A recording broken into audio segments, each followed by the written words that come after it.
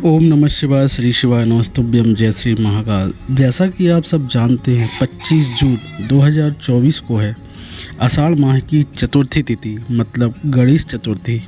ये विशेष रूप से गणेश जी का दिन होता है। इस दिन का महत्व बहुत बड़ा होता है, इसलिए आपको आषाढ़ माह में पड़ने वाली पहली चतुर्थी के दिन आप सभी को 5 पीपल के पत्ते वाला उपाय अवश्य कर लेना चाहिए, क्योंकि ये एक ऐसा उपाय है जिससे आपके जीवन से सारे दुख, दर्द, कष्ट, परेशानियां दूर हो जाती हैं। अपनी जो भी कामना है वह भी पूरी हो जाती है, और यदि आपके घर में धन संबंधी कोई भी समस्या हो तो वह भी दूर हो जाती है। तो इस उपाय को आप ध्यान से सुनिएगा और समझिएगा एवं वीडियो को पूरा अंत तक देखिएगा, तभी आप यह उपाय ठीक से समझ पाएंगे। तो शुरू करते हैं। सबसे पहले हम जान लेते हैं कि इस उपाय को आषाढ़ माह की चतुर्थी तिथि को कैसे करना है, किसे करना है और किस समय करना है। यह उपाय आप अपनी किसी भी समस्या के लिए कर सकते हो। तो पहले जान लेते हैं कि यह उपाय कौन कर सकता है। तो इस उपाय को कोई भी कर सकता है, चाहे वह महिला हो या पुरुष हो, कोई भी, ठीक है। यह उपाय किस समय करना है, तो इस उपाय को आपको सुबह के समय दोपहर 12 बजे से पहले, कब, सुबह जल्दी या दोपहर 12 बजे से पहले ही करना है। अब यह उपाय करना कहाँ है, तो यह उपाय आपको शिव मंदिर में जाकर करना है। यह उपाय घर पर नहीं करना, केवल और केवल शिव मंदिर जाकर ही करना है, ठीक है। अब इस उपाय में हमें किस किस सामग्री की ज़रूरत पड़ेगी तो वह भी हम आपको बता देते हैं। इस उपाय में लगेगा 1 लोटा जल और लगेगा थोड़ी सी काली तिल, और फिर आपको लेना है हल्दी की गांठ, या बोल सकते हैं खड़ी हल्दी या हल्दी का टुकड़ा।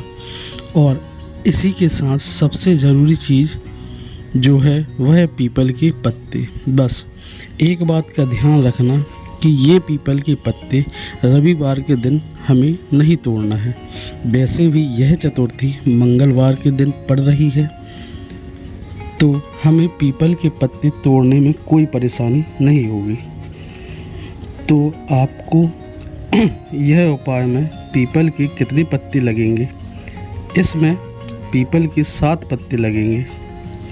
आप यह पीपल के पत्ते खुद भी तोड़ सकते हैं या किसी से तोड़वा भी सकते हैं। तो आपकी सभी सामग्री हो गई, 1 लोटा जल, काली तिल, हल्दी का टुकड़ा और 7 पीपल के पत्ते, सभी सामग्री तैयार हो गई। अब आपको करना क्या है, जो आपने 1 लोटा जल लिया है उस लोटे के जल में सबसे पहले ये पीपल के 7 पत्ते एक साथ जमा करके जल वाले लोटे में डाल देना है।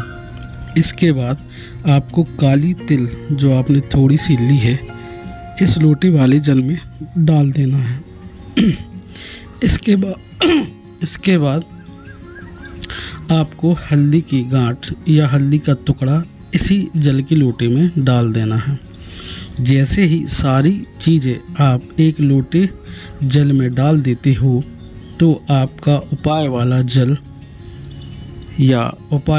जल का लोटा तैयार हो जाता है। अब आपको करना क्या है, आपको जाना है शिव मंदिर। जो व्यक्ति इस उपाय को कर रहा है वही इस लोटे को अपने हाथों में लेकर जाएगा शिव मंदिर। वहाँ जाकर एकदम से सीधे यह उपाय नहीं करने लगना है। शिव मंदिर जाकर आपको पहले शिव जी के दर्शन करना है, हाथ जोड़ना है और फिर शिव जी के पास जाकर यह उपाय करना है। और बस शिवलिंग का इस जल से अभिषेक करना है, मतलब शिवलिंग पर यह जल पूरा चढ़ा देना है। बस इस बात का ध्यान रखना है कि हमने इस जल में जल के लोटे में जो सामग्रियाँ डाली हैं, पीपल के पत्ते, हल्दी की गांठ, काली तिल, तो हमें शिवजी पर जल इस तरह चढ़ाना है कि ये सभी चीज़ें शिवजी के शिवलिंग पर अपने आप समर्पित हो जाएं। इन्हें हमें जल से निकाल कर अलग अलग कर समर्पित नहीं करना है, इन्हें हमें जल के साथ ही समर्पित करना है। तो इस तरह आपको जल चढ़ाना है कि सारी सामग्री अपने आप ही शिवलिंग पर समर्पित हो जाए। यदि जल चढ़ाने के बाद कोई चीज़ यदि लोटे में बच जाती है तो फिर आप हाथ से निकाल कर भी चढ़ा सकते हैं, परंतु प्रयास यह करना है कि जल चढ़ाते समय सभी सामग्री जल के साथ ही शिवलिंग पर एक साथ चढ़ जाएं।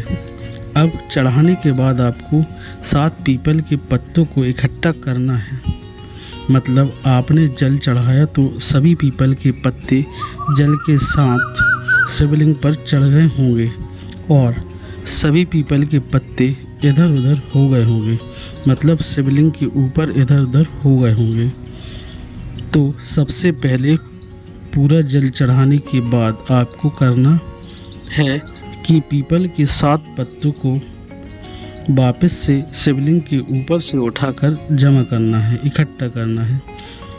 यह भगवान शिव का आशीर्वाद समझें।